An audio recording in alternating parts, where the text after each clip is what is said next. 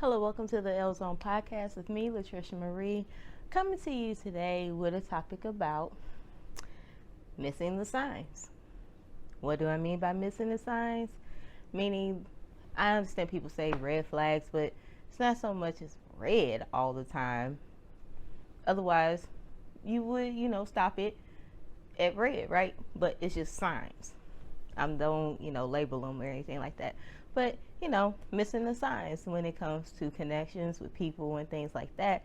But, like I said, anything I talk about, it stems from me reflecting on something or things I've talked out with other people that told me things with them and just, observing and things like that. So, again, it's just my, 3 points and my 2 cents on this particular topic.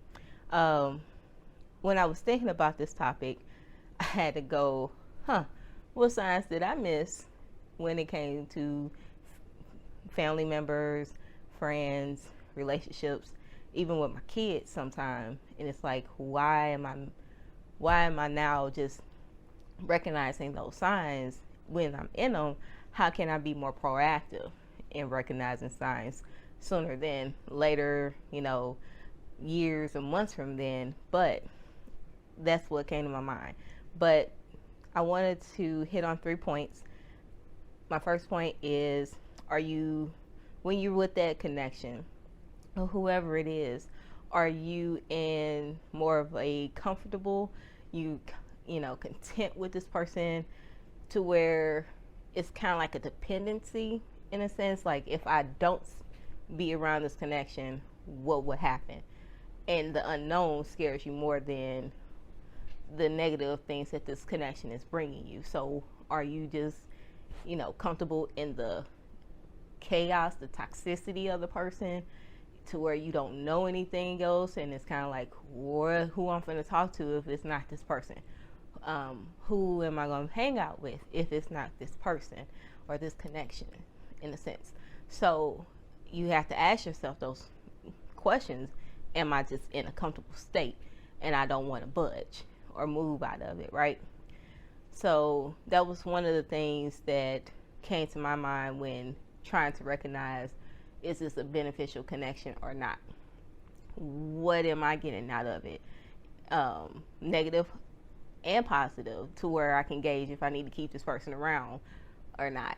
So that is one of the first things I, want people to ask themselves, or just put on the list of things to be mindful and aware of. Which leads me to the second thing is, how do I feel? How does my body feel? How does my mind feel after being around this connection? And people don't really realize that their body or, subconscious is actually alerting them like, look, this ain't good for us. Why are we still in this cycle with this connection? Your body and your mind will let you know, even after you could went out to eat with this person or been at a family function, and literally after you leave, you're just kind of like, your body does a whoosh. Like, it's not like eggshell feeling. If I had to describe it, you're constantly on eggshells. You're constantly watching what you say. Even if you slip up and say something where your mind doesn't have a filter, how does everybody react to it? Or the person that you're with, how do they react to it? And then it's kind of, okay, when they leave, you kind of just like, oh my God, I don't need to be, I'm so happy that they're gone. I'm not in that situation. Okay, the family function is over, whatever. You could be at church. I don't know. Either way, how does your mind and your body feel once you're not around them or in that situation with them? So be on alert with that. It can even be at your job. It's like, I understand people have to provide for their families and things like that, but always be aware of how is your mind and your body balancing how you're feeling once you leave a place. And you can start your journey while you're still at the job to find something else or explore or try to just figure out how to better balance your emotions, your mind, and things like that while you're still in this position. So that was the second one. The third one is,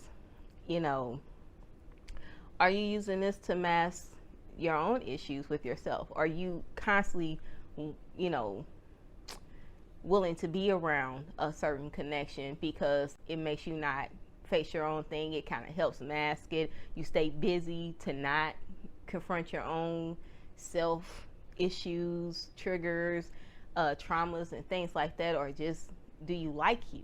I've said that before in the podcast. I totally believe that you have to like you, because you won't allow certain things if you like you. So, are you masking, your own personal healing, growth, reflection, the mirror, with this connection? Because the connection can keep you distracted. It can keep you off your purpose. It can have you in situations where you just like, their situations way worse than mine, so you keep comparing, so you don't feel as bad about your situation, or in whatever zone that is. But their drama, their chaos, or you're engulfed in when happiness happens for them, or good things happen for them, and you just kind of feel kind of weird afterwards. You can't be happy for other people, and their wins. It's a whole bunch of things. But recognize, ask yourself, am I masking something by being with this connection right now, to where I don't do the work on me? Doing the work on you is a day-to-day thing. I know I do self-checkers every day with myself, because it can be a simple thing and a negative thought would come in about it, and I'd be like, why am I feeling like that? Okay, is it me or is it the person? Is it me or the situation? Oh, okay. It's a trigger. Okay, it's not really what it is. I can kind of talk better, myself out of a negative thought. Now, if it's just blatant, I know I'm around this connection, I feel some type of way, this person ain't shit, they are a really self-absorbed person, I can kind of navigate that. That stuff is in your face, but it's sometimes I can't put my finger on something. I can better talk myself out of, why am I feeling like this? Okay, it's me. I need to kind of take a step back and kind of center myself to where I'm like, okay, and don't project it on the other person. But I'm not masking, by being with this person, my own day-to-day reflection and self-checks. I call them self-checks. But those are my 3 things of, maybe you can add it to your list to kind of help you navigate that a little bit better, of knowing the signs. I know, especially in dating, it can be weird, because everybody has their representative and you don't know who's who. But I'm going to do one on that coming soon, especially with some guys, because you can miss them. And how do you better recognize them to kind of get yourself out of some stuff sooner, rather than wasting your time later and you like, oh, when I look back, we all said it, I wish I would have did. Why didn't I see it? Everything. But we all go through it, and it's growth, it's learning and understanding the lessons from it. So hope you found something valuable in what I said tonight, and let me know what you think. Subscribe to my channel, the L Zone Podcast. Have a good one. Thank you for listening.